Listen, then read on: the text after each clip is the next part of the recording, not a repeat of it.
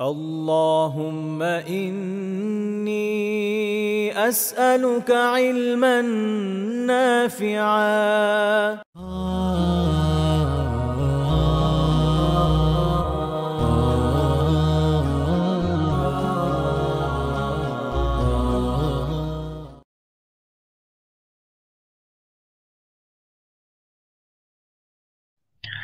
إن الحمد لله نحمده ونستعينه ونصلي على رسوله الكريم وعلى آله وصحبه أجمعين أما بعد।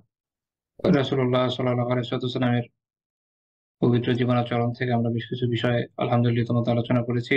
আর এই মুহূর্তে আমরা আলোচনা করছি খাদিমদের সাথে এবং দাসদের সাথে আল্লাহ রাসূলের যে আচরণ ছিল সেটা কিরকম ছিল সে বিষয়ে আমরা আলোচনা করার চেষ্টা করছি এবং আলহামদুলিল্লাহ সেখান থেকে কিছু শিক্ষা অর্জনের চেষ্টা করছি। তো বিগত দিনে যে এই টপিকগুলো আমরা যে পয়েন্টগুলো আমরা আলোচনা করেছি এর আগে আমরা 12টা পয়েন্ট আলোচনা করেছি, আজকে 13 নম্বর পয়েন্ট। প্রথমে যেটি আছে সেটা হচ্ছে তিনি খাদিমকে কোমল ভাবে সম্বোধন করতে নির্দেশ দিয়েছেন। খাদিমকে, দাসকে, সবাইকে কোমল ভাবে সম্বোধন করতে নির্দেশ দিয়েছেন। আচ্ছা, কোমল ভাবে সম্বোধন বলতে কি বোঝাচ্ছি? আসলে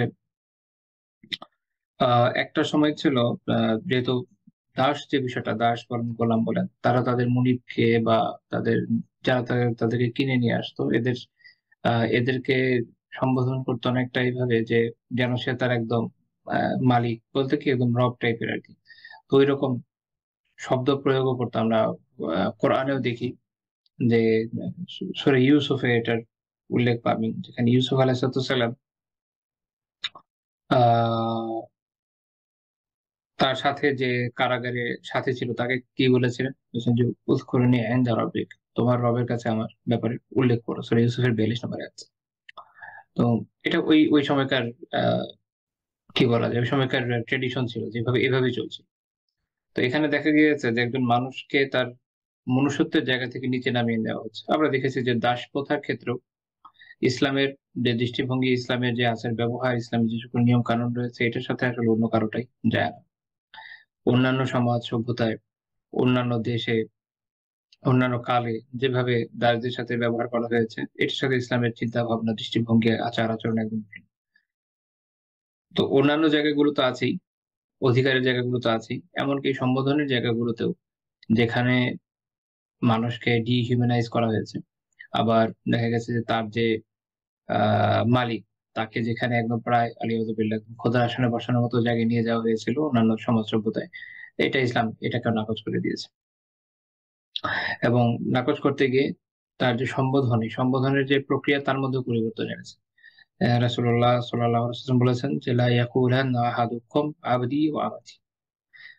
তিনি বলছেন যে তোমাদের কেউ যেন না বলে যে আমার বান্দা বা আমার বান্দি, অর্থাৎ দাস যেটা, দাস দাসী, আমার দাসী এটা ঠিক আছে, কিন্তু এখন এটার যে আরবিটা একটা হচ্ছে আব্দ। আব্দ মানে কি, যে কারো বান্দা হয়, যে কারো ইবাদত করে সে হচ্ছে বেসিক্যালি আব্দ। কিন্তু দাস যারা তাদেরকে আরবিতে কি বলা হয়? তাদেরকে আব্দি বলা হয়। তো এই জন্য আল্লাহ রাসূল বলছেন যে তোমাদের কেউ যেন এটা না বলে যে আমার বান্দা আমার বান্দী, এটা বলবে না। কুল্লুকুম আবিদুল্লাহ, আল্লাহ রাসূল বলে দিচ্ছেন যে তোমাদের প্রত্যেকেই তো আল্লাহ তাআলার বান্দা। আসলে তো আমরা প্রত্যেকে কি আল্লাহ তাআলার বান্দা। ওয়া কুল্লু নিসাইকুম ইমাউল্লাহ, এবং তোমাদের প্রত্যেক নারী আল্লাহ তাআলার বান্দী। তার মানে হচ্ছে যে তুমি যে আরেকজনকে বলছো যে সে হচ্ছে আমার আমার বান্দা বা আমার বান্দী, এটা তুমি কিভাবে বলবে? কারণ আমরা প্রত্যেকে তো আসলে আল্লাহ তাআলার। স্বাধীন পুরুষরাও আল্লাহ তাআলার বান্দা, গোলাম পুরুষরাও আল্লাহ তাআলার বান্দা। স্বাধীন নারীরাও আল্লাহ তাআলার বান্দা, গোলাম নারীরাও আল্লাহ তাআলারই স্বাধীন নারীরা যেমন আল্লাহ তাআলার বান্দী, গোলাম নারীরাও আল্লাহ তাআলারই বান্দী। অর্থাৎ মূল বান্দা যে হওয়ার যে গুণটা, এটা আসলে আমাদের সকলেরই রয়েছে। এবং অ্যাকচুয়ালি আমরা শুধুমাত্র আল্লাহ তাআলার বান্দা। আমরা অন্য কারো বান্দা না। অন্য কারো কেউ হয়তো দুনিয়াতে এমন হতে পারে, যখন দাসপ্রথা থাকে, যে কেউ হয়তো কারো কেনা একজন কৃত দাস হতে পারে, কিন্তু সে ওই সেন্সে বান্দা না, যেটা একজন মানুষ আল্লাহ তাআলার জন্য হয়। তো আল্লাহ আসলে এটা ঠিক করে দিয়েছেন। কারণ এখান থেকে মানুষের মধ্যে দেখা যাবে যে এমন একটা চিন্তা চলে আসবে যেটা হয়তো ইসলাম থেকে বহির্ভূত চিন্তা। এজন্য ইবনুল কাইয়িম রাহিমাহুল্লাহ তাআলা বলছেন যে কারণ হচ্ছে কি? এর কারণ হচ্ছে যে উনি বলছেন যে লিআন্না হাকীকাতুল উবুদিয়্যাহ ইন্নামা ইস্তাহিক্কুহা আল্লাহু তাআলা কুল্লুকুম ফাকুল্লুকুম। যে কেননা উবুদিয়্যাতের বা দাসত্বের যে হাকিকত, এটা হকদার শুধুমাত্র আল্লাহ তাআলা। দাসত্বের হকদার শুধুমাত্র আল্লাহ তাআলা। আল্লাহ তাআলা ব্যতীত আর কেউ মূলত কেউ কারো পিওর দাসত্ব পাবে উবুদিয়াতের অধিকারী হবে, এটা আসলে হতে পারে না। এটা শুধু আল্লাহ তাআলার। তো ইসলামে দাসপ্রথার ক্ষেত্রটা হচ্ছে এরকম যে, যে দাস সে শুধুমাত্র একজনের একটা সীমার মধ্যে আটক, যার ভিতরে সে তার জন্য বিভিন্ন কাজকর্ম করে দেয় এটুকুই। কিন্তু সে আগেকার দিনের অন্যান্য ধর্মের মতো বা অন্যান্য সমাজ সভ্যতার মতো এরকম না যে তার একজন বান্দার মতো পর্যায়ে পৌঁছে গেছে। সে চাইলে বাঁচিয়ে রাখতে পারে, মেরে ফেলতে পারে, এরকম কিছুই না। আচ্ছা। তো আল্লাহ রাসূল এরপর বলছেন যে, ওয়ালাকি ওয়ালাকিন লিয়াকুল গুলামি ওয়া জারিয়াতি ওয়া ফাতায়া ওয়া ফাতাতি। তো বলছে বরং এভাবে বলবে যে আমার গোলাম বা আমার এই অ্যা এটার স্ত্রীলিঙ্গে যেভাবে মেয়েদের আসে আরকি যে অনেকটা যে আমার ছেলে, আমার মেয়ে এভাবে, মানে এই ধরনের শব্দ যেগুলো আসলে খুবই কমন শব্দ। এটা আগে আরবিভাবে তাদের গোলামদেরকে বা তাদেরকে ইয়েদেরকে তাদের দাস-দাসীদের ক্ষেত্রে এত আ নমনীয় শব্দ তো তারা ভুলেও প্রয়োগ করত না। কিন্তু দেখা যাচ্ছে যে আল্লাহ রাসূল সাল্লাল্লাহু আলাইহি ওয়াসাল্লাম ইয়ে করে দিয়েছেন যে নিজের যে দাস-দাসী তাদের সাথে এই ধরনের শব্দ প্রয়োগ করতে হবে। যে বলবে যে আমার ছেলে, আমার মেয়ে, এরকম খুবই কোমল ধরনের শব্দ। এবং দাসদেরকে বলছেন ওলা ইয়াকুলিল আবদ, কোন দাস এটা বলবে না যে রব্বি ওয়ালা কি ইয়াকুল সাইয়্যিদি। কোন দাস এটা বলবে যে আমার রব। যেটা ওই যে আমি একটু আগে যেমন একটা আয়াত থেকে দেখালাম। তো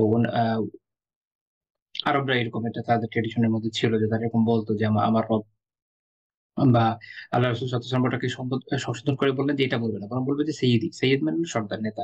তো আমার নেতা বা আমার সর্দার বা আমার মালিক, এটা বোঝানোর জন্য এই শব্দটাকে প্রয়োগ করবে। অর্থাৎ এমন একটা শব্দ বেসিক্যালি যেটার মধ্যে কোনো শিরক নাই।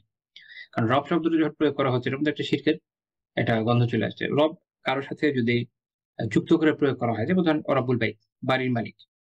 এইভাবে হলে এটা আরবি ভাষাতে সরাসরি কোনো সমস্যা নেই। কেউ বলে যে রব্বুল বাইত, বাড়ির মালিক। এবং এই কারণে এই আয়াতে যেমন আমরা দেখি সূরা ইউসুফে আছে, "ওয়াযকুরনি ইনদা রাব্বিক", তোমার রবের কাছে আমার কথা উল্লেখ করো। বা সূরা ইউসুফে আরেক জায়গায় আছে যে, "ইন্নাহু রাব্বি আহসানা মাসওয়ায়া", সে হচ্ছে আমার উনি আমার রব বা আমার মালিক ছিলেন। আমার খুব ভালো মতো উনি দেখভাল করেছেন। তো এরকম ইয়ে থেকে আলী ইমরান অনেক উদাহরণ দেন। তা থেকে বোঝা যায় যে যদি এদের মধ্যে ইজাফাত থাকে, সংযুক্তি থাকে আ বাক্যের ভিতরে, যে অমুকের রব, তমুকের রব, এভাবে শব্দগুলো প্রয়োগ করা যায়। কিন্তু itself এটা একদম আমভাবে যে প্রয়োগ করা যায়, আমার রব এভাবে নিজের সাথে সম্পৃক্ত করে, এটাকে এটাকে পছন্দ করা হয়নি শরিয়াতে। আল্লাহ রাসূল এজন্য এটাকে নিষেধ করে দিয়েছেন। এবং ইমাম নববী রাহিমাহুল্লাহ তাআলা সহিহ মুসলিমের ব্যাখ্যায় বলছেন যেটা, কারণ হচ্ছে এটার মধ্যে এটার মধ্যে কারাহাত আছে বা মাকরুহ হচ্ছে। কেন? কেন? কারণ হচ্ছে এটাতে ওই যে দেখা যাচ্ছে যে এমন একটা রিলেশন বের হয়ে আসছে যেটা দেখতে কিসের মতো মনে হয়? যে আল্লাহ এবং বান্দার মধ্যে যে সম্পর্কটা, ওইটা যেন আ মুনিব এবং দাস-দাসীর মধ্যে চলে আসছে। এটাকে ইসলাম গ্রহণ করেনি। ইসলাম এটাকে নাকচ করে দিয়েছে যেন মানুষ এ থেকে বের হয়ে আসতে পারে। তো এখান থেকে একটা জিনিস আমাদের শিক্ষার উপকরণ রয়েছে, সেটা হচ্ছে যে তাওহীদের বিষয়টা একদম আ ছোট যে সূক্ষ্ম বিষয়গুলো রয়েছে সেক্ষেত্রেও খেয়াল রাখা জরুরি। যেন এই জায়গায় তাওহীদের খেলাফ কোনো কিছু না হয়ে যায়। আবার এখানে একটা প্রশ্ন থাকে যে ওই আয়াতে তো এটা বলা আছে, তাহলে এটার জবাব কি হবে? ইমাম নবী রাহিমাহুল্লাহ এখানে সুন্দর ২ টা জবাব দিয়েছেন। মুল্লা আলী রাহিমাহুল্লাহ মিরকাতুল মাফাতিতে উল্লেখ করেছেন। এক হচ্ছে এই যে, এক তো হচ্ছে যে ওই আমলে যখন ইউসুফ আলাইহিস সালাম সেখানকার তার যে বন্দী ছিলেন কারাগারে, তাকে উদ্দেশ্য করে বলছেন, তাকে উনি ওই ভাষায় বলবেন যে ভাষা সে বুঝে, স্বাভাবিক। কারণ তাকে যদি এমন কোন শব্দ উনি প্রয়োগ করতেন যেটা তার বোধের বাইরে, তাহলে সে তার জন্য বোধগম্য হতো না। তো তাই তিনি এমন ভাষাতে এমন সম্বোধনে তাকে উল্লেখ করলেন যেটা তার বোধগম্য। এটা একটা উত্তর। ২য় আরেকটা হচ্ছে যে উনি বলছেন যে হাদা মানসুখ ফি শারাইনা, আমাদের শরিয়াতে এটা মানসুখ। ওই শরিয়াতে ছিল। কারণ আপনারা দেখেন ইউসুফ আলাইহিস সালামকে সিজদার একটা ঘটনাও আছে। সূরা ইউসুফের শেষের দিকে। এটা আমাদের শরিয়াতে এটা বৈধ না। এটা ওই শরিয়াতে বৈধ ছিল, হয়েছে। আমাদের শরিয়াতে বৈধ রাখা হয়নি। এটা ওই যে ওই শরিয়াতে ছিল, আমাদের শরিয়াতে এটা মানসুখ হয়ে গেছে। আমাদের শরিয়াতে আমাদেরকে এটা শিখিয়ে দেওয়া হয়েছে যে, একজন দাস-দাসীর কাছে তার যে মনিব, সে রবের আসনে না। সে শুধু তার সর্দার এই আসনে রয়েছে। বা তাকে সে কিনে নিয়েছে, এইজন্য তার একটা গুরুত্ব আছে, এটুকু। এখান থেকে আরেকটা বিষয় বোঝা জরুরি যে তাহলে যেখানে দাস-দাসীদেরকে যদি এভাবে ট্রিট করতে হয়, তাহলে আমাদের অধীনস্থ সাধারণ কর্মকর্তা-কর্মচারী বা আমাদের অধীনস্থ সাধারণ লোকজন যারা কাজ করছে তাদের সাথে আমাদের কিভাবে ব্যবহার করা উচিত, এটা খুব ভালো মতো খোলা মনে বুঝতে হবে। যেখানে দাস-দাসীর বিষয়টা এরকম ছিল প্রাচীন যুগে, যে মানুষ তার নিজের ওই যে রব শব্দটা কেন প্রয়োগ করছে, যে রব্বি কেন বলছে? কারণ লিটারেলি এভাবে তারা তাদের সাথে ব্যবহার করত। যেন আলিয়াযুবিল্লাহ খোদার আসনে বসে গিয়েছে। অর্থাৎ একজন মুনিব চাইলে দাসকে রা মেরেও ফেলতে পারত। আ কখনো আজাদ না করে রাখতে পারত। সে চাইলেও মুক্তি পাওয়ার কোন সুযোগ থাকতো না। হয়তো তারা বিয়ে করেছে, তার বউকে ছিনিয়ে নিয়ে যেতে পারত। এনিথিং, যা মন চায় তাই করতে পারত। কারো কিছু বলার নাই। তাকে পুড়িয়ে ফেলতে পারত। তাকে যেকোনো সাজা দিতে পারত। শরিয়া এগুলোকে বৈধ রাখেনি। আমরা পরে দেখব ইনশাআল্লাহ তাআলা। তো এইরকম ক্যাটাগরির মানুষ যারা, তাদেরকে যদি এইভাবে সম্বোধনে নিয়ে দেওয়া হয়, তো যারা আসলে মুক্ত, এখনকার সময় তো সবই মুক্ত আলহামদুলিল্লাহ, যদিও আমরা বলি অনেক সময় যে কর্পোরেট দাসত্ব, ইন এ সেন্স ওই একদম পুরোপুরি ওইরকম যে হুবহু ওই দাসত্ব তো তার না। তো কাজে এখনকার যে ধরনের ট্রেডিশন আমাদের সামনে রয়েছে, এখানে যে ধরনের বলতে পারেন যে কাজের যে ধরনের পরিবেশ, সেখানে নিজের অধীনস্থদের সাথে কতটুকু কোমল কোমল এবং নমনীয় ব্যবহার করা উচিত, সেটা আমাদের খেয়াল রাখা জরুরি। আমাদের এখানে তো মাশাআল্লাহ একবার ছাদ ছুটে গেলে জব চলে যাবে, তো সিচুয়েশন তৈরি হতে পারে। যাই হোক, এখানে আরেকটা প্রশ্ন আসে যে যেমন সৈয়দ, এই সৈয়দ শব্দটা ওনার আল্লাহ রাসূল সাল্লাল্লাহু আলাইহি ওয়াসাল্লাম ছাড়া অন্যদের ক্ষেত্রে প্রয়োগের ক্ষেত্রে বৈধতা নিয়ে, তো এটা জুমহুর আলিমের মতে আলাল ইতলাক, এটা ব্যাপকভাবে এটা বৈধ, যে অন্য যে কারো ক্ষেত্রে এটা প্রয়োগ করা যেতে পারে। যেমন সাদ বিন মুআয রাদিয়াল্লাহু তাআলা আনহু যখন বনু কুরাইজার করার জন্য, বিচারের জন্য আসেন, আল্লাহ রাসূল কি বলেন? কুমু ইলা সাইয়্যিদিকুম, তোমাদের সাইয়্যিদের উদ্দেশ্যে দাঁড়িয়ে যাও। তো তাহলে এটা এখানে দেখা যাচ্ছে তাকে সাইয়্যিদ উল্লেখ করা হচ্ছে। আবার হাসান রাদিয়াল্লাহু তাআলার ব্যাপারে আল্লাহ রাসূল কি বলেছেন? ইন্না ইবনি হাযা সাইয়্যিদ, আমার এই যে সন্তান, সে হচ্ছে একজন সাইয়্যিদ।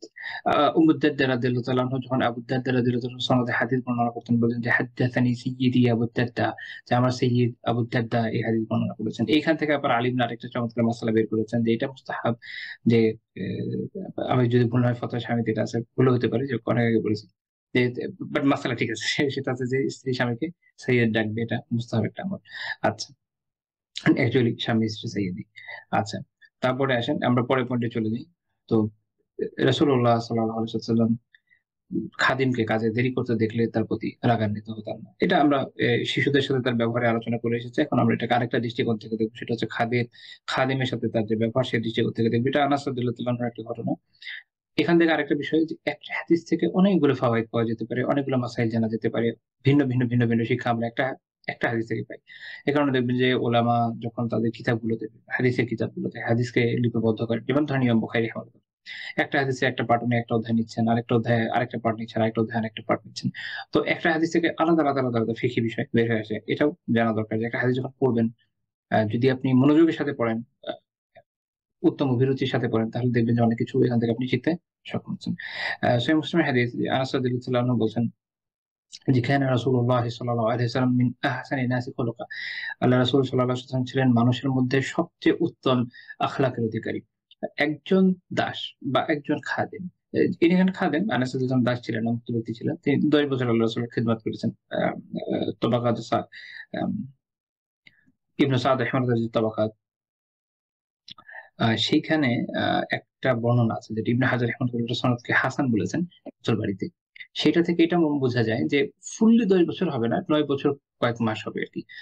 ওভারঅল ওনার খিদমতের সময়। কিন্তু আরবরা সাধারণত ভগ্নাংশকে এভয়েড করত। এটা তাদের বৈশিষ্ট্য ছিল। তো এই কারণে উনি যে জায়গায় বলেছেন যে 10 বছর, এটা আসলে এটাই বুঝতে হবে।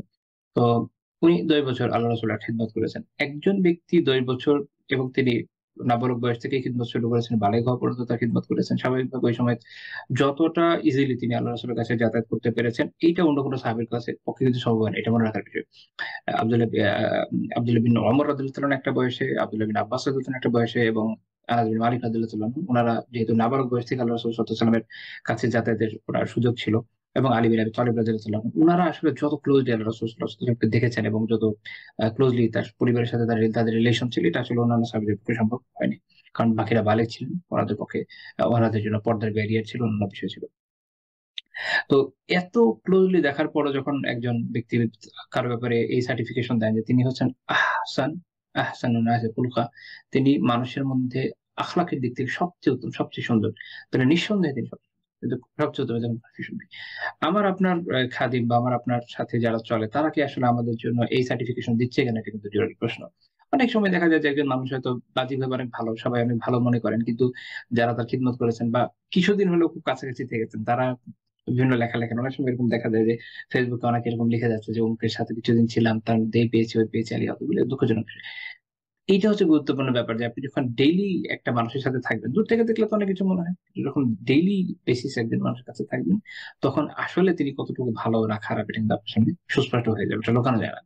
আচ্ছা, তো তিনি বলছেন আরসালানি ইয়াওমান লিহাজা, আমাকে একদিন তিনি একটা কাজে একটা প্রয়োজনে পাঠিয়েছেন। তিনি বলেন ওয়াল্লাহি লা আযহাব, আল্লাহ কসম যাব না। এটা এটা আপনার কি বলে, সিরিয়াস কোনো কসম না, কথার কথা বলে ফেলেছেন। এজন্য উনি বলছেন ওয়াফি নাফসি আন আযহাবা লিমা আমারানি বিহি নবিয়ুল্লাহ সাল্লাল্লাহু আলাইহি ওয়াসাল্লাম। ভিতরে ভিতরে আমি নিজে থেকে এটা চিন্তা করছি, হ্যাঁ, আল্লাহ রাসূল যেখানে যেতে বলেছেন আমি অবশ্যই যাব। ফাখারাজতু হাত্তা আমুরা আলা সাবিয়ান ওয়া হুম ইয়ালআবুনা ফি সুক। যে আমি যেতে যেতে বাজারে কিছু বালকের কাছে চলে আসলাম, তারা ওখানে খেলছিল। তো এখন উনি নিজেও তো বালক। এখন বালকরা অন্য বালকদেরকে খেলতে দিলে কি করবে? হয় নিজে খেলা অংশ নেবে না, শুধু দাঁড়িয়ে দেখবে। তো উনি দাঁড়িয়ে দেখছে। দেখছেন বেশ কিছুক্ষণ হয়ে গেছে, উনি আর যান না ওই কাজে, যে কাজে পাঠিয়েছেন আল্লাহ সাল্লাল্লাহু আলাইহি ওয়াসাল্লাম। তো হঠাৎ করে আল্লাহ রাসূল সাল্লাল্লাহু আলাইহি ওয়াসাল্লাম তার কাছে এসে গেলেন এবং এসে তাকে কাঁধ ধরে তাকে দিকে ঘোরালেন। তো তিনি যখন তাকালেন, তিনি বলছেন ফানাযাউতু ইলাইহি ওয়া হুয়া ইয়াযহাব। দেখেন, আপনি এক কাজে পাঠিয়েছেন আপনার খাদেমকে, সে কাজ না করে এক জায়গায় দাঁড়িয়ে আছে, খেলা দেখছে। আর ১০ টা মানুষ হলে কি করবে? ক্ষেপে যাবে, রেগে যাবে। আরো কত ধরনের কথা বলে, হ্যাঁ, তোকে পাঠিয়েছিলাম, তুই কি করলি? মাইরও দিতে পারে, সবার সামনে তাকে অপদস্থ অপমানিত করতে পারে। কিন্তু আল্লাহ রাসূল কি করলেন? তাকে কাঁধ ধরে তার দিকে ঘোরালেন এবং আনাস রাদিয়াল্লাহু আনহু বর্ণনা করছেন যে এই দেখেন, এইটা কিন্তু তার মনে আছে, মনে গেঁথে গেছে যে আমি তার দিকে তাকলাম এবং দেখলাম তিনি হাসছেন। এই যে একটা হাসি, এটা তার মনের মধ্যে তাসাল্লি দিয়েছে যে তিনি আমাকে বকা দিবেন না বা আমার সাথে কটু ব্যবহার করবেন না। এবং এই যে একটা নিরাপত্তার বোধ ওনার, এটা সারা জীবনে ছিল। দ্বিতীয় বিষয় হচ্ছে যে এইটা এত গুরুত্বপূর্ণ মনে হওয়ার কারণেই তার স্মৃতিতে কিন্তু এটা রয়ে গিয়েছে। মানুষ অনেক কিছু দেখে, আমি আপনি আমরা সারাদিনে অনেক কিছু দেখে, অনেক কিছু ফেস করি। সবকিছু আমাদের মনে থাকে না। মনে ওইটাই থাকে যেটা খুব গুরুত্বপূর্ণ। যেহেতু এই অনুভূতিটা তিনি খুবই গুরুত্বপূর্ণ মনে করেছেন, এজন্যই হয়তো তার এটা মনে ছিল এবং তিনি এটা হাদিস হিসেবে পরে বর্ণনা করছেন। তো এখান থেকে আমাদের বোঝা উচিত যে যদি কখনো এমন হয় যে খাদিম বা যে কাউকে আপনি কোনো কাজ দিলেন, হতে পারে যে তার দেরি হতে পারে কোনো ইস্যুর কারণে। বিশেষ করে যারা অল্প বয়স্ক, তাদের ক্ষেত্রে তো এটা খুবই স্বাভাবিক। তারা হয়তো আ ভুলে যেতে পারে। তো আমরা চেষ্টা করব যেন যথাসম্ভব রাগান্বিত না হয়। তো তিনি কি বললেন, "ইয়া উনাইস", আনাসের তাসগীর, আরবরা হচ্ছে কাউকে খুব স্নেহের সাথে সম্বোধন করতে গেলে এক ধরনের বাক্যিক গঠনে এক ধরনের পরিবর্তন আনে। ওই অনুযায়ী বলছি, "ইয়া উনাইস, আযাহাবতা হাইসা আমাতুক", আমি তোমাকে যেখানে যেতে বলেছিলাম তুমি সেখানে গিয়েছ। তো তিনি সম্বোধনও বলে, মুখে হাসিটাও আছে এবং সম্বোধনটা এভাবে করছেন। কেন? যেন আনাস রাদিয়াল্লাহু আনহু ভড়কে না যান। যে তাকে একটা কাজ দিয়েছে কিন্তু করেনি। আল্লাহ রাসূল সাল্লাল্লাহু আলাইহি ওয়াসাল্লাম কিন্তু তাকে ভীত করতে চাইলেন না। তাকে ভড়কে দিতে চাইলেন না। এবং এমনভাবে তার সাথে ব্যবহার করলেন যেন তিনি বিষয়টা খুবই ইজিলি নেন। তো যখন তিনি বলছেন যে, "তুমি ওখানে গিয়েছিলে, যেখানে যে কাজে আমি তোমাকে পাঠিয়েছিলাম?" তো তিনি কি বললেন যে, "নাম আনা আযহাবু ইয়া রাসূলাল্লাহ", হ্যাঁ, হ্যাঁ আল্লাহর রাসূল, আমি এখন যাব। তিনি কোনো মিথ্যা বলেন নাই। তো আমরা অনেক সময় দেখা যায় যে যেহেতু যাদের কাজ দিই তাদের সাথে আমাদের বিহেভিয়ারটাও খারাপ হয়। এই কারণে মানুষ কি করে? মিথ্যা বলা শিখে। ছোটরা অনেক সময় আ মিথ্যা বলা শেখে এভাবে। কারণ সে জানে যে সে যদি এক্সকিউজ দেয়, এক্সকিউজ কে একসেপ্ট করা হবে না। তো তখন সে মিথ্যা কথা বলা বা বানিয়ে বিভিন্ন কথা বলা, এগুলোর মাধ্যমে নিজেকে আ দায়মুক্ত করার চেষ্টা করে। এটা আমাদের খেয়াল রাখা জরুরি। যেন আমরাও আমাদের সাথে শুধুমাত্র যে অধীনস্থ খাদিম এরকম না, নিজেদের সন্তানদের ক্ষেত্রেও এই ব্যবহারটা জরুরি। যেন আমরা তাদের সাথে এমনভাবে ব্যবহার করি যে যেন তারা আমাদেরকে আসলে আস্থা এবং ভরসার সবচেয়ে গুরুত্বপূর্ণ জায়গা মনে করে। মানুষ যখন পরিবারে এবং কাছের মানুষদের কাছে আস্থা পায় না, তাদের প্রতি ভরসা রাখতে পারে না, তখনই মানুষ বাইরে এখানে ওখানে ভরসার জায়গা খুঁজে বেড়ায়। আল্লাহ তাআলা মানুষকে এমনভাবে বানিয়েছেন যে মানুষের যে বিভিন্ন দিক রয়েছে যেগুলো আসলে খালি থাকে না। মানুষের অন্তঃকরণ খালি থাকে না। হয় সেটা আল্লাহ তাআলার ভালোবাসায় পূর্ণ হবে, আর নয় শয়তানের আনুগত্যে পূর্ণ হবে। মানুষের আস্থার জায়গা থাকা লাগে, মানুষের কোনো একটা জায়গা, একটা স্থান থাকা লাগে, এমন একজন ব্যক্তিত্ব থাকা লাগে যার কাছে সে সবকিছু শেয়ার করতে পারে। হয় এটা বাবা-মা বা ঘরের মানুষ হবে, আম প্রাপ্তবয়স্ক হলে স্বামী বা স্ত্রী হবে, অথবা নাজায়েজ কোন জায়গা হবে, বাসার বাইরে হবে। সো একটা অপশন তৈরি করতে হবে। যদি নিজের ঘরে ওভাবে তৈরি করে দেওয়া যায় তার জন্য স্থানটা, তার ওই আস্থাটা নেওয়া সম্ভব হয়, তো ইনশাআল্লাহ তাআলা আশা করা যায় যে সন্তান নষ্ট হবে না বা এই ধরনের কাজের মধ্যে লিপ্ত হবে না। ওকে। তারপরে আমরা পরের পয়েন্টে যাই যে তিনি খাদিমদের প্রতি খুবই উদার ছিলেন এবং সহনশীল ছিলেন। আনাস রাদিয়াল্লাহু আনহুর একটা বর্ণনা আমরা দেখব, এটা সহিহ মুসলিমে এসেছে। তিনি বললেন যে লাম্মা কাদিমা রাসূলুল্লাহ সাল্লাল্লাহু আলাইহি ওয়াসাল্লাম আল মাদিনা, আল্লাহ রাসূল সাল্লাল্লাহু আলাইহি ওয়াসাল্লাম যখন মদিনায় আসলেন, আখাযা আবু তালহা বিয়াদি ফান্তালাকা বি ইলা রাসূলিল্লাহ সাল্লাল্লাহু আলাইহি ওয়াসাল্লাম। আবু তালহা রাদিয়াল্লাহু তাআলা তখন আমাকে নিয়ে আল্লাহর রাসূলের কাছে গেলেন। আবু তালহা রাদিয়াল্লাহু তাআলা ছিলেন আনাস রাদিয়াল্লাহু আনহুর সৎ বাবা। তো তিনি বললেন, জি ইয়া রাসূলুল্লাহ, ইন্না আনাসান গুলামুন কাইস। যে আনাস একজন খুব মেধাবী বিচক্ষণ বালক। ফালিয়াখদুম ফালিয়াখদুম, যে সে আপনার খিদমত করুক। করুক। তো এটা খুব গুরুত্বপূর্ণ একটা দিক আমরা এখানেও দেখি যে আবু তালহা রাদিয়াল্লাহু তাআলা আনহু তার নিজের যে সৎ ছেলে তার ব্যাপারে তিনি কতটা কনশাস যে আমার এই সন্তানের যেন খায়ের হয়। ওই আমলে আপনি যদি চিন্তা করেন রাসূলুল্লাহ সাল্লাল্লাহু আলাইহি ওয়াসাল্লামের খাদেম হওয়ার থেকে উত্তম এবং বড় কোনো নেক কাজও যেমন ওই সময় ওইভাবে নফলের মধ্যে যদি খোঁজেন নাই এবং এই একজন সন্তানের তারবিয়াতের জন্য তার উত্তমভাবে বড় হওয়ার জন্য মানুষের মতো মানুষ হওয়ার জন্য এর থেকে ভালো কোনো আ ইয়ে কিন্তু আসলে নাই। বলতে পারেন যে এর থেকে ভালো অবলম্বনও নেই। রাসূলুল্লাহ সাল্লাল্লাহু আলাইহি ওয়াসাল্লামের খিদমতে থাকা মানে হচ্ছে আ পৃথিবীর সর্বোত্তম এবং সর্বোৎকৃষ্ট ঘরে থাকা এবং সবচেয়ে উত্তম জ্ঞানের সান্নিধ্যে থাকা এবং এমনভাবে বড় হওয়া যে এই জ্ঞানের খনিটা তিনি নিতে, নিতে বড় হবেন। এবং দুনিয়া এবং আখিরাতের সার্বিক খায়ের আপনি লাভ করবেন। এখন দেখেন আবু তালহা রাদিয়াল্লাহু তাআলা আনহুর মধ্যে এই চিন্তা না থাকলে কি তিনি তার ছেলেকে এখানে নিয়ে নিতেন? ওই সময়ে তো আরো অনেক আনসারী ছিলেন। অনেকেরই সন্তান হয়তো ছিল। সবাই এভাবে চিন্তা করেন না যেটা আবু তালহা রাদিয়াল্লাহু তাআলা আনহু করতে সক্ষম হয়েছেন। এবং নিজের সন্তানও তখনও না ওই বছরই আমি যেরকম বর্ণনা পড়েছি যে ওই বছরই আবু তালহা রাদিয়াল্লাহু তাআলার বিয়েটা হয়েছিল। তো উনি কিন্তু তাৎক্ষণিক উনি ওনার সন্তানের কল্যাণ কামনা শুরু করেছেন যে আমার সৎ ছেলে তার এই কল্যাণটা জরুরি। তো দেখেন এর ফল কি হয়েছে? আনাস রাদিয়াল্লাহু তাআলা আনহু আল্লাহ রাসূল সাল্লাল্লাহু আলাইহি ওয়াসাল্লামের একদম খাস খাদেম হিসেবে জীবনযাপন করেছেন। সে একদম মৃত্যু পর্যন্ত সম্মানের জীবনযাপন করেছেন। আ আল্লাহ তাআলা তাকে আমরা এর আগে বর্ণনা পড়েছি যে তাকে সন্তান, সন্ততি, ধন, সম্পদ কোন কিছুর কোন অভাব দেন নাই। সব দিক দিয়ে তিনি কল্যাণ অর্জন করেছেন আলহামদুলিল্লাহ। তার ব্যাপক ইলম অর্জন করেছেন। যার মাধ্যমে উম্মাহ উপকৃত হয়েছে। আমরা এখন পর্যন্ত উপকৃত হয়ে যাচ্ছি। এখন এই মুহূর্তে আমরা আনাস রাদিয়াল্লাহু তাআলা আনহুর বর্ণনা করা হাদীসই বর্ণনা করছি। তো এই যে একটা বিশাল কল্যাণের দিকে সন্তানকে নিয়ে যাওয়া, এটা না একটা খুব গুরুত্বপূর্ণ শিক্ষা। আ আমাদের এই বর্তমান সময়ের চিন্তা যদি বলি, অনেকে একাধিক বিয়ে নিয়ে কথা বলেন। আমি আসলে কিছু প্র্যাকটিক্যাল সমস্যা দেখি। এর মধ্যে একটা বড় প্র্যাকটিক্যাল সমস্যা হচ্ছে এটা যে আমাদের সমাজ ব্যবস্থায় ইভেন যারা নিজেদেরকে দিনদার মনেও করে, তারা নিজেদের সৎ বা অন্য ঘরের সন্তানদেরকে কতটুকু আপন করে নিতে পারেন বা আপন মনে করেন, এটা নিয়ে আমার যথেষ্ট সন্দেহ এবং সংশয় আছে। আমি যতজনকে এখন পর্যন্ত দেখেছি আমার কাছে এটা মনে হয়নি। তারা দেখা যায় যে আ নিজের ঔরজাত সন্তানের ক্ষেত্রে যতটা গুরুত্ব দেন, আ যদি আরেকজনের দায়িত্ব তার কাঁধে আসে, যাকে তারা হয়তো বিয়ে করছে, যার সন্তান হতে পারে আরেক ঘরে সন্তান আছে, তাকে ওভাবে গুরুত্ব দেন না। তার পড়াশোনা বা তার উত্তম তারবিয়াত এগুলো নিয়ে অতটা গুরুত্ব দিতে আমি আসলে ওভাবে দেখিনি। ব্যতিক্রম থাকতে পারে, দুনিয়াতে সবকিছু ব্যতিক্রম আছে। বাট আমার দেখার মধ্যে নাই। এই এ এ এটা যদি চলে তো স্বাভাবিকভাবে মানুষ আস্থা পাবে না।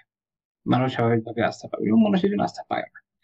কিন্তু আমরা সাহাবীদের মধ্যে এটা দেখি না। সাহাবীদের মধ্যে আমরা এটা দেখি যে তারা আপনি দেখেন যে আ উম্মু সালামা রাদিয়াল্লাহু তাআলা আনহাকে যখন আল্লাহ রাসূল সাল্লাল্লাহু আলাইহি ওয়াসাল্লাম বিয়ে করলেন, তখন থেকে সালামা রাদিয়াল্লাহু তাআলা আনহু যে দায়িত্বটা পুরোপুরি উনি নিজেই নিয়ে নিলেন। এবং অন্যান্য আরো বর্ণনা আপনারা অন্যান্য সাহাবীদের ক্ষেত্রেও পাবেন। এ অর্থাৎ পুরো দায়িত্বটা আপনার। এখন থেকে আপনি তাকে দেখাশোনা করবেন। নিজের সন্তানের মতো। এটা হলো গুরুত্বপূর্ণ বিষয়।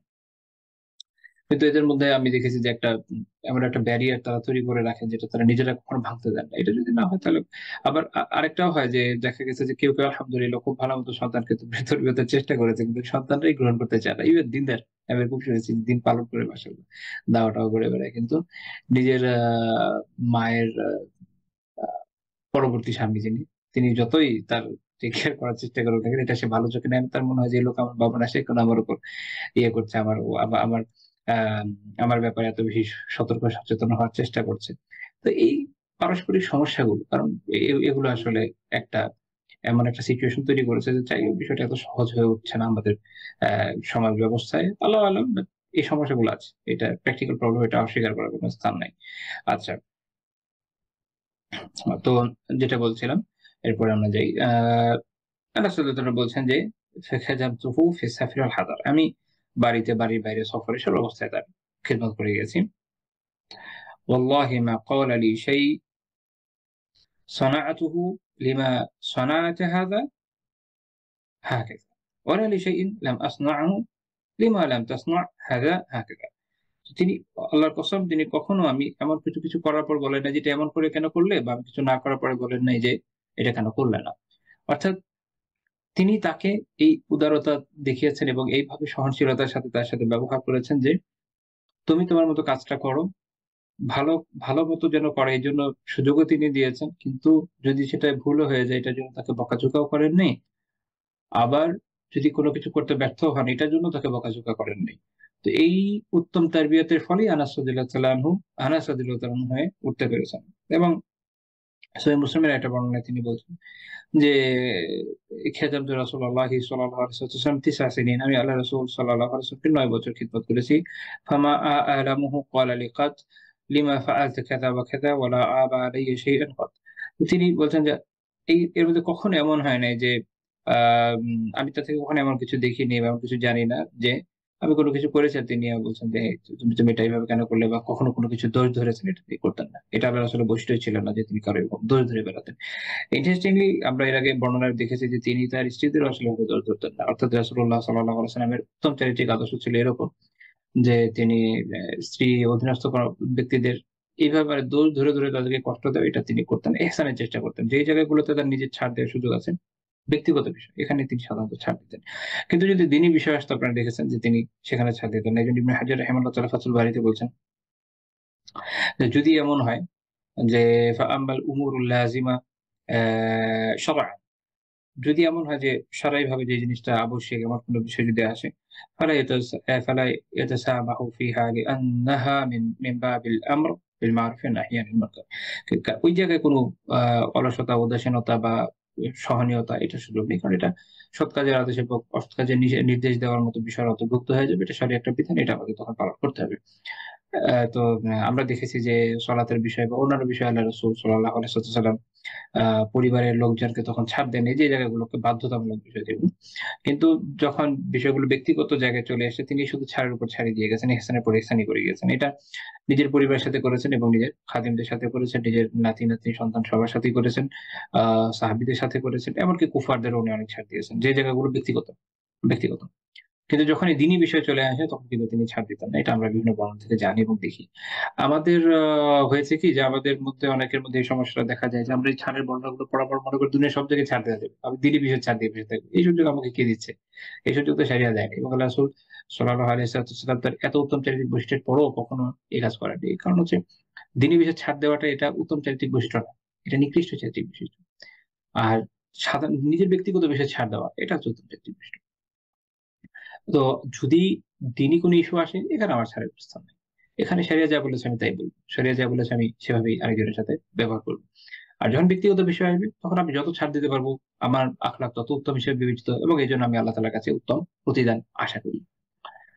তো অনেকে এটা যখন ভুল বুঝেন তখন তারা যেটা করেন যে দ্বীনি জায়গাগুলোতে ছাড় দেওয়া শুরু করেন। অথচ ব্যক্তিগত জায়গাগুলোতে ছাড় দিতে চান না। যিনি হয়তো দেখবেন যে দ্বীনি বিষয়ে ফর এক্সাম্পল মনে করেন কেউ কোনো একটা পলিটিক্যাল পার্টি বা কোনো একটা সংগঠন বা যেকোনো কিছু একটা করছে যেটা একটা দ্বীনি একটা ইদারা। তো সেখান থেকে ধরেন দুনিয়াবি জায়গাতে অন্য যে কেউ যাদের সাথে দিনের সাথে কোনো শত্রুতা আছে বা দিনী জায়গায় যাকে আসলে আমার ধরা দরকার দেখবেন যে এটাকে ছাড় দিতে মাফ করতে, করতে শেষ। সেইম লোকের যদি ধরেন একটা ইনস্টিটিউশন থাকে, আপনি ওই ইনস্টিটিউশনের কর্মচারীদের সাথে কথা বলে দেখেন যে একটু পান থেকে চুন খসলে তাদের আচরণ কিরকম।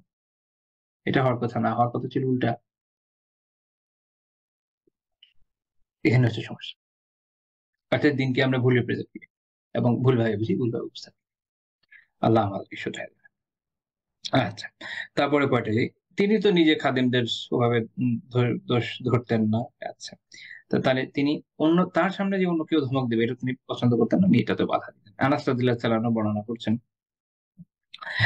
ইমাম আহমদ রাহিমাহুল্লাহ মুসনাদে উল্লেখ করেছেন এই হাদিসটা যে খাদামতুন নবী সাল্লাল্লাহু আলাইহি ওয়াসাল্লাম ৮০ সিনিন, আমি আল্লাহ রাসূলকে ১০ বছর খেদমত করেছি। আমি এর আগে একটু আগে বর্ণনা করেছি যে একটাতে সহিহ মুসলিমে ৯ বছর আছে, এটা আমরা দেখলাম ১০ বছর এবং আমি একদম শুরুতে বলেছি যে আসলে এটা হচ্ছে ৯.৫ বছরের মতো হবে। ৯ বছর কয়েক মাস হবে। তো এই কারণে উনি কখনো ৯ বলেছেন, কখনো ১০ বলেছেন বিকজ আরবরা সাধারণত ভগ্নাংশ বলতেন না। আচ্ছা। তো তিনি বলছেন যে ফামা আমারানি বিআমরিন ফাতাওয়াইনাই আ আ ফাতাওয়ানাইতু আন আও দায়াতুহু আ ফালা মানি। তিনি বলছেন যে যদি আমি কোন কাজে এরকম কিছু অবহেলা করেছি, হ্যাঁ, বা নষ্ট করে ফেলেছি এটার জন্য তিনি কখনো তিরস্কার করেন নাই, ভর্ৎসনা করেন নাই।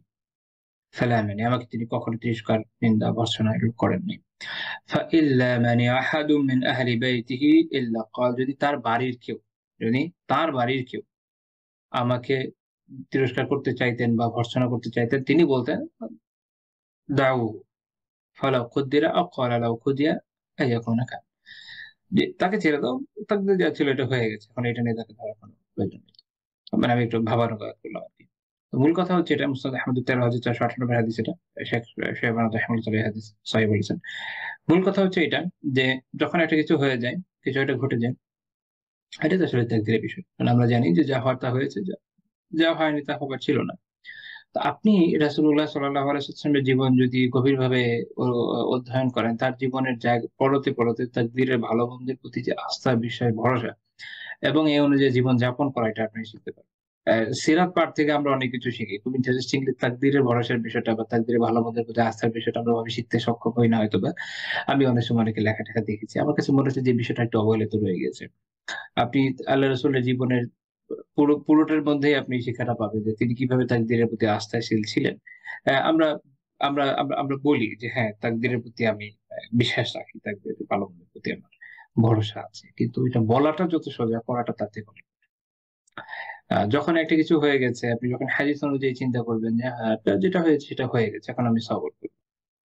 এটা নিয়ে আমি ঝামেলা করব। আমি বলব না যদি এটা হতো, ওটা হতো লাও, এটা বলব। কারণ এটা শয়তানের দরজা খুলে। এইটা পারে না মানুষ। এটার মধ্যেই পড়ে যায়। এবং এটা নিয়ে আলাপ আলোচনা করে মাথা খারাপ করে ফেলে, নিজে কনফিউজড হয়ে যায়, নিজে ডিপ্রেসড হয়ে যায়, আরেকজনকে ডিপ্রেশনে ফেলে দেয়। তো এইটার বিপরীত চিত্রটা আপনি সিরাতে পাবেন। একদম বিপরীত চিত্র। ফর এক্সাম্পল আপনি চিন্তা করেন উহুদের যুদ্ধে যে বিপর্যয়টা হয়েছে। ঐতিহাসিক দৃষ্টিকোণ থেকে ঐতিহাসিকরা যখন আলোচনা করেন তারা অনেক সময় বলেন যে যদি তীরন্দাজ যারা ছিলেন তারা আ ভুল তাবিল করে না ফেলতেন তাহলে হয়তোবা এই বিপর্যয়ে পড়তেন না। কিন্তু এটা আমরা কিভাবে জানবো যে আসলেই সেটা হতো না। এটা তো তাকদীরে যা ছিল হয়েছে। এখন আপনি আল্লাহ রাসূল সাল্লাল্লাহু আলাইহি ওয়াসাল্লামের জীবন দেখেন। উহুদের যুদ্ধে তিনি মারাত্মকভাবে আহত হলেন। তার প্রিয় ব্যক্তি শহীদ হলেন। তার মুখ ক্ষত-বিক্ষত হয়ে গেল, দাঁত শহীদ হলো। উনার কখনো কোথাও এরকম হাদিস বা বর্ণনা পড়েছেন যে তিনি এ ধরনের কোনো কথা বলেছেন যে যদি এটা হতো তো ওই হতো, যদি এটা হতো হয়তো, যদি এটা না। তার কোনো বর্ণনা আছে? ইনশাআল্লাহ। তাকদীরের প্রতি উনার এই আস্থা ছিল। যা হওয়ার হয়ে গেছে। সামনে দেখি। এটা একটা মুমিন জীবনের শিক্ষা। যা হবার হয়ে গেছে। এখন আমরা ওটা ওভারটার্ন করতে পারব না। এখন আমি সামনে এগিয়ে যাব। আল্লাহর উপর আস্থা রাখবো, ভরসা রাখবো। ক্ষতি হয়ে থাকলে সবর করব। আর যদি যেটা হয়েছে এতে আমার কল্যাণ হয়ে থাকে, খুশি হয়ে থাকি, শুকরিয়া আদায় করব। যখন একজন মুমিন এভাবে জীবনযাপন করবে সে কখনো আসলে হতাশার মধ্যে ভুগবে না এবং সে এরকম থেমে যাবে না এবং এই যে নস্টালজিয়ায় ভুগে জীবন শেষ করে দিবে না। আমরা যদি দেখি যে আমাদের অনেক সমস্যার একটা প্রধানতম কারণ কিন্তু এই জায়গায়। সঠিকভাবে তাকদীরের ভালো-মন্দের উপরে আস্থা বিশ্বাস রাখতে ব্যর্থ হওয়া। এবং এর ফলে আমরা অনেক ধরনের সমস্যায় আসলেও ভুগি। আ প্রত্যেকের জীবনে এই ধরনের বিভিন্ন সমস্যা থাকে। আপনি রাসূলুল্লাহ সাল্লাল্লাহু আলাইহি ওয়াসাল্লামের জীবন দেখেন, সাহাবীদের জীবন দেখেন, তাবিঈদের জীবন দেখেন, পরবর্তী ইমামদের জীবন দেখেন। তাদের জীবনে এগুলো নিয়ে হা হুতাশ করার টাইম নেই। তারা এগুলো নিয়ে সময় ব্যয়ই করেন। কারণ কেন করবেন? কারণ ওটা করতে গেলে দেখা যাচ্ছে যে হয়তো আকীদা বিরোধী একটা কাজ হয়ে যাচ্ছে। হ্যাঁ, এখানে একটা মজার কথা বলি। আল্লাহ আলম মজার হবে কিনা। বাট আমি অনেক সময় কিছু এক্সপ্রেশন বলি আমার নিজস্ব এক্সপ্রেশন। যাই হোক, সেটা হচ্ছে দেখেন আ আকীদা আসলে একটা ব্রড টার্ম, তাই না? তার মধ্যে একটা গুরুত্বপূর্ণ টার্ম কি? সেটা হচ্ছে কাদরের বা তাকদীরের ভালো-মন্দের প্রতি যে বিশ্বাস। দেখা গেল যে আলহামদুলিল্লাহ আমার অন্যান্য জায়গায় আকীদা খুব ভালো। কিন্তু এই জায়গায় আমার আকীদা সঠিক হলো না। তাহলে কি আমার কি বলা যাবে যে আমার আকীদা সাহিহ? নিশ্চয়ই বলা যাবে না। এই জায়গায় আমার আকীদার মধ্যে সমস্যা আছে। তাহলে অ্যা এ এ এ এটার একটা হচ্ছে যে কি থিওরিটিক্যাল। যে আপনি থিওরিটিক্যালি বিশ্বাস ঠিকমতো করছেন কিনা। গুড করছেন। মনে করলাম যে থিওরিটিক্যালি বইপত্র যা আছে আপনি মেনে নিয়েছেন। আরেকটা হচ্ছে প্র্যাকটিক্যাল। এখন আমরা প্র্যাকটিক্যাল এ নেই। এখন থিওরিটিক্যালি আপনি বিশ্বাস করেন আল্লাহ তাআলাকে শুধু ডাকতে হবে, তাকে ইবাদত করতে হবে।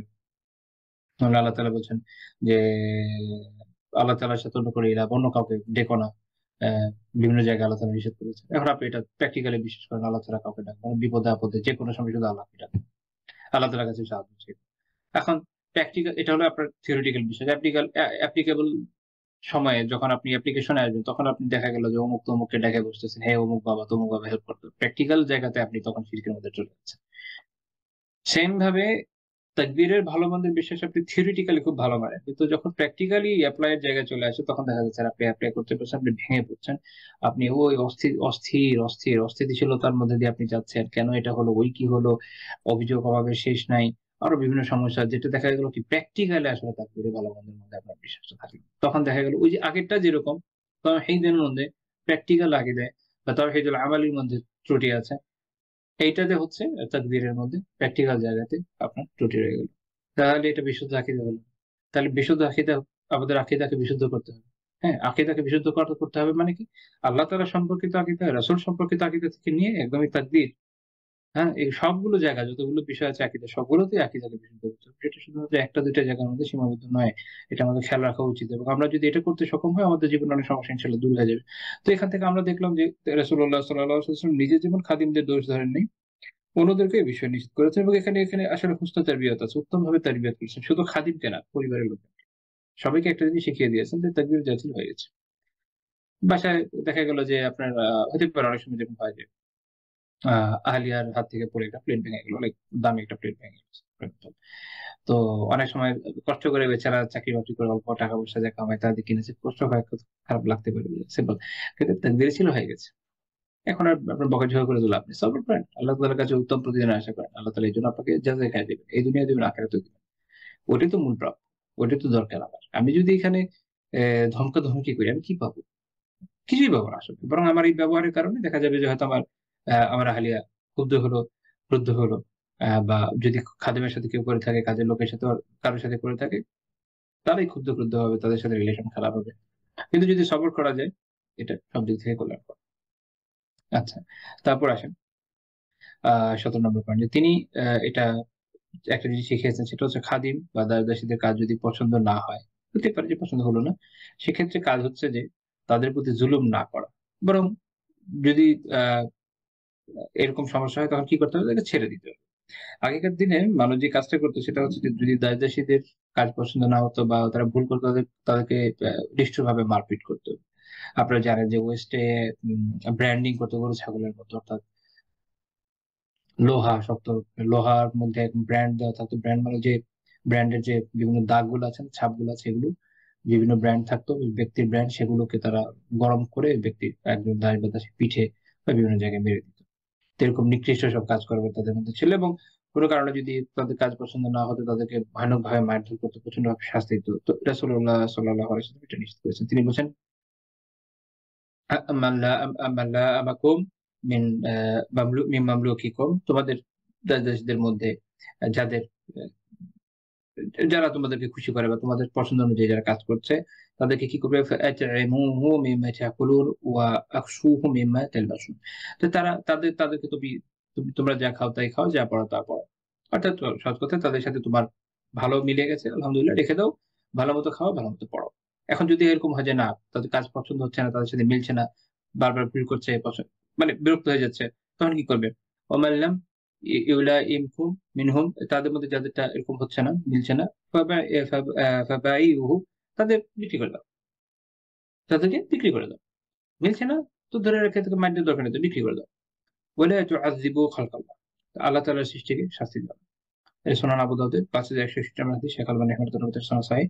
তো এখান থেকে আমরা কি শিক্ষা পেলাম যে রাসূলুল্লাহ সাল্লাল্লাহু আলাইহি ওয়াসাল্লাম শিখিয়ে দিয়েছেন যে যদি কাজ পছন্দ হয় রেখে দাও, যা খাওয়ার খাওয়া, যা পড়ার পড়াও। এর মানে এটা না যে আরেকজনকে বিক্রি করার আগে না খেয়ে বসে রাখবে এরকম না। মানে মূল কথা হচ্ছে এটা জাস্ট একটা উপস্থাপনার ভঙ্গি যে রেখে দেওয়ার মতো হলে রেখে দাও, ভালোমতো খাওয়ার পরে রেখে দাও।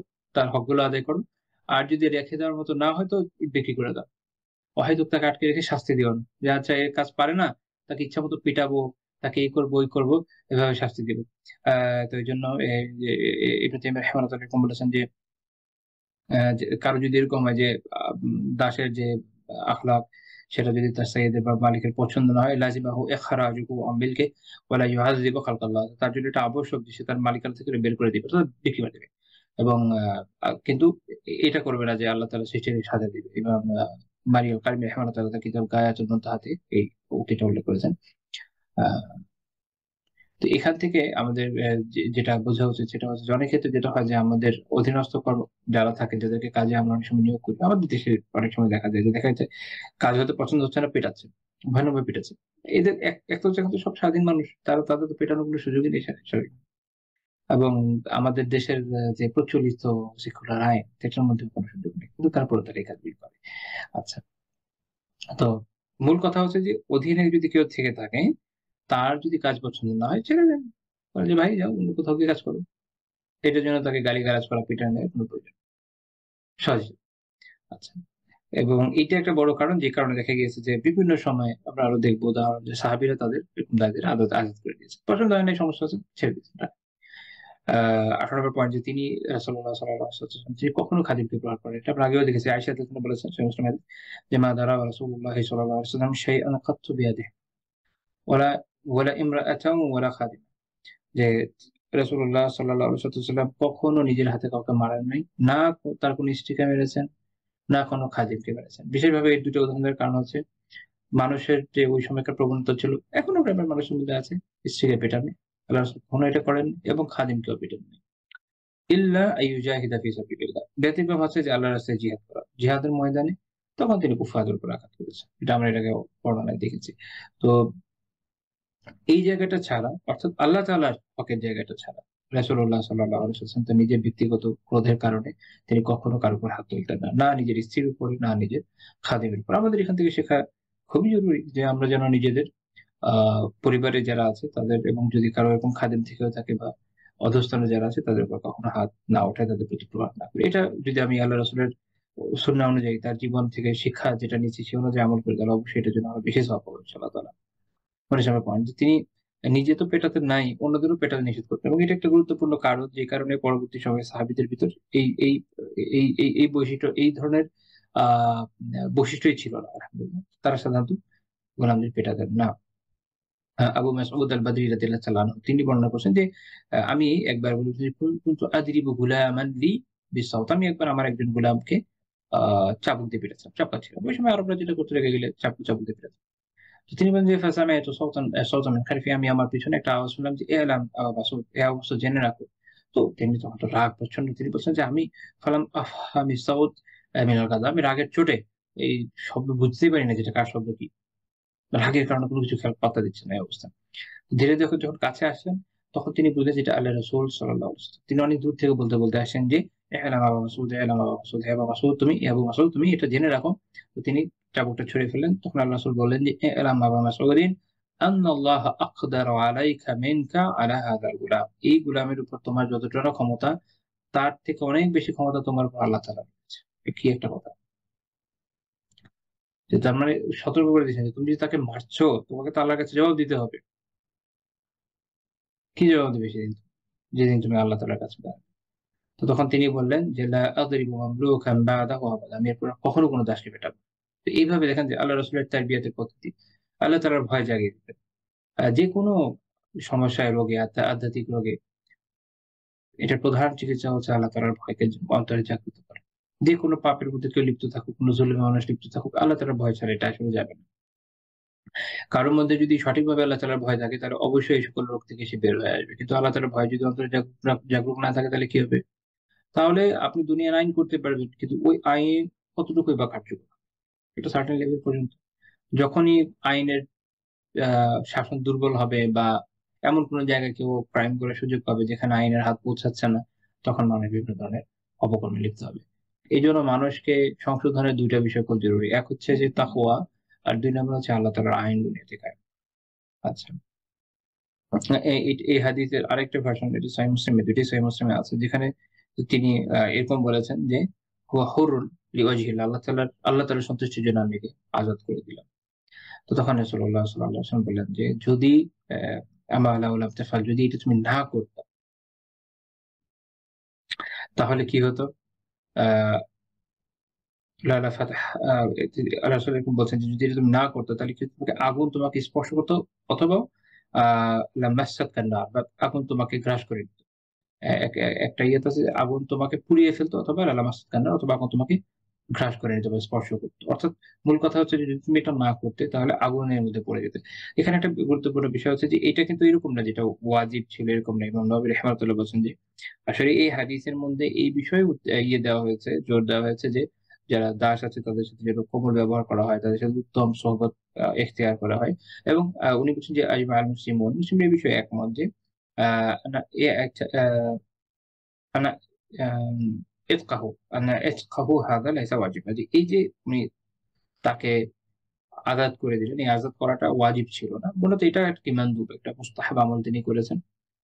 তাহলে এই যে বলা হচ্ছে যে তাহলে আগুন গ্রাস করত। মূল বিষয় হচ্ছে যে এর আগে আমি একটা বর্ণনা বলেছিলাম, আপনাদের হয়তো খেয়াল আছে যে যদি কেউ কাউকে এভাবে সাজা দেয়, কিয়ামতের দিন এটা তো হিসাব হবে। হিসাবে দেখা গেল যে যদি সাজা অনুপাতে মানে যে দোষ করেছে সে অনুপাতে সাজা দেওয়া হয় তাহলে তো সমস্যা।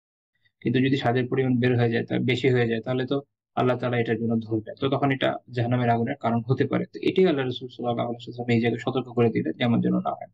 এখানে আমাদের একটা শিক্ষার বিষয় রয়েছে যে আমরা আমাদের জীবনের প্রত্যেকটা বিষয় যদি খুব ভেবে চিন্তে করি। বিশেষ করে বর্তমানে আমরা তো অনলাইনে আছি এবং অফলাইনেও। আমরা যখন যেকোনো কোনো কাজ করি, বলি বা যেকোনো কিছু লিখি, যেকোনো কিছু শেয়ার দিই, আমরা অনেক সময় চিন্তা করি না যে আসলে আ আল্লাহ তাআলার দরবারে এটার জন্য আমার কোনো জবাবদিহিতে হবে কিনা। মনে রাখবেন যে দুনিয়ার কোনো কিছু শরিয়ার বাইরে না। শরিয়ার যে আমরা যেটা বলে আহকাম তাকলিফিয়া, এটার কোনটা কোনটার ভিতরে কিন্তু এটা পড়বেই। হয় জিনিসটা ওয়াজিব হবে, নয় জিনিসটা হারাম হবে, নয় জিনিসটা মুস্তাহাব হবে, নয় জিনিসটা মাকরুহ হবে, অথবা জিনিসটা মুবাহ হবে। একটা কিছু তো হবে। কোনটার মধ্যে পড়ছে এটা আমাদের বোঝা খুব জরুরি। যদি ওয়াজিব হয় তাহলে করতেই হবে। যদি মুস্তাহাব হয় তাহলে তো করবোই সওয়াবের আশায়। যদি মুবাহ হয় তাও করলাম বা না করলাম। কি খায়ের থাকলে করলাম, না করলে না করলাম। বাট করলেও আশা করি আল্লাহ তাআলা ধরবেন না। কিন্তু যদি এটা মাকরুহ হয়, আল্লাহ পছন্দ করেন না, যদি এটা হারাম হয় তাহলে আল্লাহ তাআলার কাছে আমার জন্য এটা আ কঠিন জবাবদিহিতা তো করতেই হবে। আযাবের সম্ভাবনাই অনেক বেশি যদি আল্লাহ মাফ না করেন।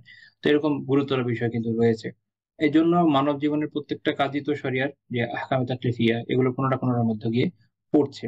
তো আমরা অনলাইনে যে কাজ করি বা অফলাইনে যে ধরনের কাজই করি না কেন, সেগুলো তো এর মধ্যে দিয়ে পড়ছে। এজন্য আত্মজিজ্ঞাসা রাখা খুব জরুরি যে আমি যে কাজটা এই মুহূর্তে করছি বা করতে যাচ্ছি বা করলাম, এইটা আসলে কোনটার মধ্যে দিয়ে পড়বে। আপনি যদি এভাবে চিন্তা করেন তাহলে আশা করা যায় ইনশাআল্লাহ তাআলা অনেক অকল্যাণ থেকে, অনেক ফাসাদাত থেকে বেঁচে থাকতে সক্ষম হবেন। আ এইটা যেহেতু আমরা ওভাবে চিন্তা করি না, হয়তো এইটার কারণেই আমরা মানে ওই যে আসছে, সবাই যেটা করছে আমরাও তাই করছি। সবাই যে ধরনের রিঅ্যাকশন দিচ্ছে আমরাও তাই করছি। আমরা খেয়াল করছি না যে কাজটা কি জায়েজ হলো না নাজায়েজ হলো। এর ফলে দেখবেন যে যারা নিজেরা দিন পালন করেন বলে বাহ্যিকভাবে মনে হয়, এই ধরনের মানুষদের থেকে অনেক ধরনের ফাসাদ তৈরি হচ্ছে এবং অনেক ধরনের কাজ তারা করে বসছেন যেটা সরইভাবে বৈধ নয়। এটা আমাদের খেয়াল রাখা খুবই জরুরি। বিশেষ করে এই হাদিস থেকে আমরা এটা খেয়াল রাখবো। কারণ সাহাবী রাগ এসে গেছে, উনি একটা কাজ করে ফেলছেন। উনি কিন্তু খেয়াল করছেন না যে এটা কি, কোন ধরনের কাজ হচ্ছে, এটা কি আল্লাহ তাআলার কাছে আমাকে জবাব দিতে হবে কাউকে। আল্লাহ রাসূল এটা খেয়াল করেন। এটা হচ্ছে এখান থেকে আমাদের নেওয়া শিক্ষা।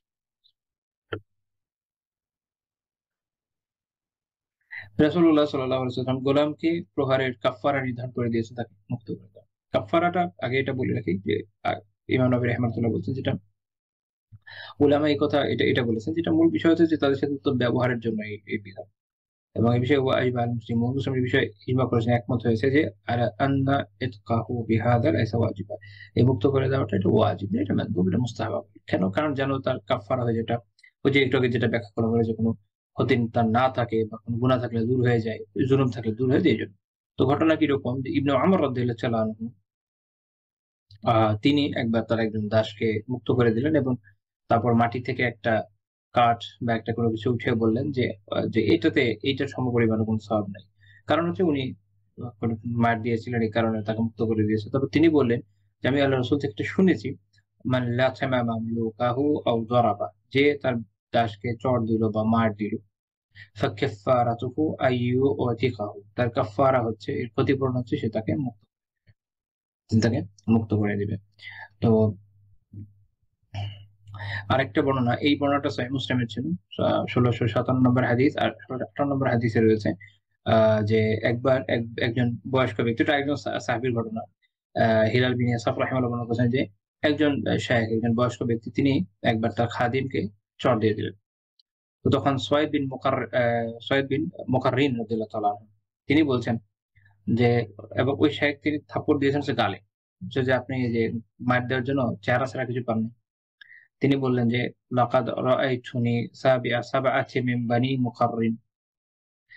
আপনি আমাকে দেখছেন যে আমি বনু মুকাররিনের ৭ জনের মধ্যে একজন। মানে তার পরিবারের ৭ জন সদস্য, তার মধ্যে উনি একজন। উনি বলছেন যে, "মা লানা খাদিমুন ইল্লা ওয়াহিদ।" আমাদের একটাই খাদিম ছিল। 7 জনের জন্য একটাই খাদেম ছিল।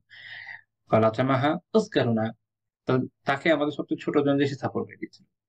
আমারানা রাসূলুল্লাহ সাল্লাল্লাহু আলাইহি ওয়াসাল্লাম আন নুআতিকাহা, আল্লাহ রাসূল আমাদেরকে নির্দেশ দিয়েছেন তাকে মুক্ত করে দেওয়ার জন্য। যদিও আমলটা মানদুব বা মুস্তাহাব, কিন্তু আল্লাহ রাসূল যখন কোনো কিছু আদেশ দেন সেটা ওয়াজিব। এই জন্য ওনাদের জন্য বিশেষভাবে বিধান হচ্ছে যে তাদেরকে অবশ্যই মুক্ত করতে হতো, তো তারা এই জন্য মুক্ত করে দিয়েছেন। এটা তাদেরকে আদব শেখানোর জন্য এবং উম্মাহকে শেখানোর জন্য। কিন্তু এখান থেকে এই বিষয়টা বোঝা গেল যে কাউকে গালে চড় না দেওয়া এটা সঠিকভাবে এমনিতে নিষেধ, অন্যান্য মাসালা থেকে যাওয়া যায়। আর আরেকটা হচ্ছে যে রাগকে সংবরণ করতে শিখতে, যে রাগের মাথায় মানুষ অনেক ভুল করে ফেলে, এটা যেন আমরা না করি। এবং আমরা দেখি যে রাসূলুল্লাহ সাল্লাল্লাহু আলাইহি ওয়াসাল্লাম এদিকে খেয়াল করছেন না যে আচ্ছা তাদের তো একটাই খাদেম, এদের জন্য কিভাবে চলবে, ভুল করে চলতো, তোমাদের তো এটার জন্য সাজা পেতে হবে। এবং সুহাইব বিন মুকাররিন রাদিয়াল্লাহু আনহু যে কথাটা বলেছেন যে আমাদের মধ্যে সবচেয়ে ছোট যে, সে এই কাজটা করেছে। তো তিনি ছিলেন তখন তার বয়সও কম ছিল, তিনি করেছেন। তো এটার পরও আদব পুরো পরিবারকে শেখানো হয়েছে। এবং এটা আলহামদুলিল্লাহ উম্মার জন্য একটা শিক্ষার বিষয় হয়েছে যে আমরা এটা খেয়াল রাখতে পারছি যে এই ধরনের কাজ করা যাবে না। তো এভাবে আল্লাহ রাসূল সাল্লাল্লাহু আলাইহি ওয়াসাল্লাম যেহেতু তাদের হকগুলোকে রক্ষা করেছেন, এর ফলে পরবর্তী জামানায় আমরা দেখি যে ইসলামে গোলামদের ব্যাপারে কি পরিমাণ সুযোগ সুবিধা রয়েছে, কি ধরনের সুযোগ সুবিধা তারা পেয়েছিলেন এবং বড় বড় আলিম তাদের মধ্যে কিভাবে বের হয়ে এসেছেন। সর্বশেষ যে পয়েন্ট সেটা হচ্ছে যে আল্লাহ রাসূল সাল্লাল্লাহু আলাইহি ওয়াসাল্লাম মৃত্যুর আগে দুটো বিষয় ওসিয়ত করেছেন। দুটো বিষয় কি ওসিয়ত করেছেন?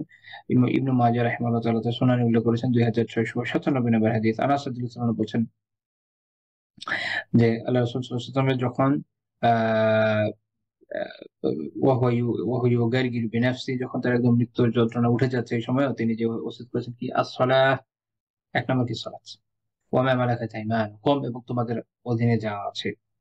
এটা শেখ আলবানী হাদিসকে সহিহ বলেছেন।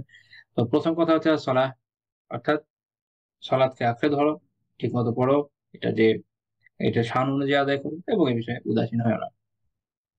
সালাতের হুকুমগুলো সঠিকভাবে পালন, সালাত সবচেয়ে গুরুত্বপূর্ণ। এই জন্য আল্লাহ রাসূল সাল্লাল্লাহু আলাইহি ওয়াসাল্লাম মৃত্যুর সময়ও সালাতের কথা, এটা আমাদের খেয়াল রাখা উচিত যেন আমরা সালাতের ব্যাপারে গাফেল না হই। 2 নম্বর হচ্ছে ওমা মালাকাত আইমানুকুম, এবং তোমাদের অধীনে যা আছে। এখন ওমা মালাকাত আইমানুকুম দিয়ে আসলে কি বুঝাচ্ছে, এটা নিয়ে আলিমদের মধ্যে একটু ইখতিলাফ আছে। এই জন্য যে এক হচ্ছে যেটাতে মনে হতে পারে যে মানে হচ্ছে যে যারা দারিদ্র, আরেকটা হতে পারে যে আমওয়াল, যে সম্পদ আছে। তো ইমাম সিন্দি রাহিমাহুল্লাহ তাআলা হাসিয়াতে বলছেন যে এটা উনি এটার ব্যাখ্যা দিচ্ছেন মিনাল আমওয়াল, সম্পদ, অর্থাৎ আদ্দু যাকাতিহা, অর্থাৎ সঠিকভাবে যাকাত আদায় করে ওই বিষয়ে উদাসীনতা প্রদর্শন করো না। এবং যেহেতু সাধারণত আপনি দেখবেন যে সলাতের পরে যাকাতের কথা কোরআনে আসে, উনি এইভাবে আর কি এটাকে ব্যাখ্যা করেন। তো বলছেন যে এটাও হতে পারে যে দাস দাসীদের কথা হতে পারে। সেক্ষেত্রে এটার অর্থ হবে যে তাদের হুকুকগুলো ঠিক মতো আদায় করে সেগুলো তখন উদাসীনতা প্রদর্শন করো না। এই বিষয়ে বর্ণনা আলী রাদিয়াল্লাহু আনহু থেকে পাওয়া যায়। সুনান আবু দাউদের 5156 নম্বর হাদিস, সহিহ সনদে।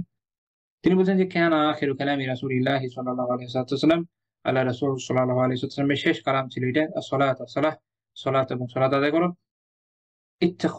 ইত্তাকুল্লাহ ফীমা মালাকাত আইমানুকুম, তোমাদের অধীনে যা আছে সে বিষয়ে আল্লাহকে ভয় করো। ইমাম তুরবিশতি রাহিমাহুল্লাহ তাআলা তিনি বলছেন যে যে আল-আযহারু আন্নাহু আরাদা বিমা মালাকাত আইমানুকুম আল-মামালিক।